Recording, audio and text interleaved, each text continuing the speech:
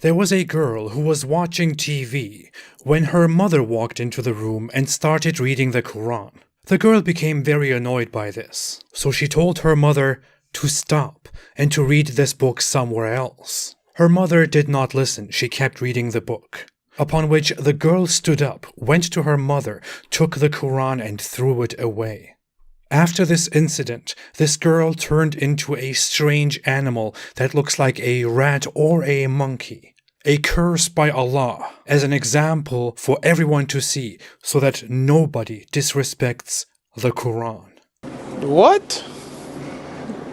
Bro, what are you talking about, man? This story, in case you can't tell, is complete nonsense. It is entirely made up. This strange figure here is actually from a gallery. An art gallery presented in 2003. The narrative that this is a girl who was turned into this disgusting animal because she disrespected the Quran was spread in the mid-2000s by somebody. Nobody knows who made it up, but people heard it from their relatives, their friends, their parents, even from their preachers and teachers. And so many people believed it, and they were afraid, believing that this is something that can actually happen, which is why it is so scary, so bad to disrespect the Quran. It's not entirely unreasonable that people believe such a story, because the Quran itself also reports that Allah turned some people into monkeys or into pigs. In the mid-2000s, people still took such a hoax seriously, and in some parts of the world, people still believe this today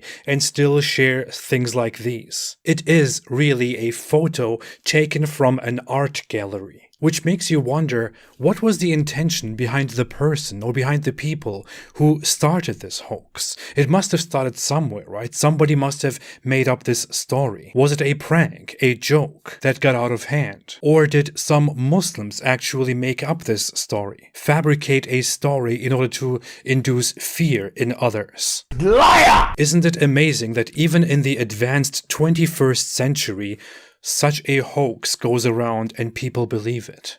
This is not the only hoax of this kind. There is another story, possibly about the same fictional girl, where she turns into a fish or into some other strange being.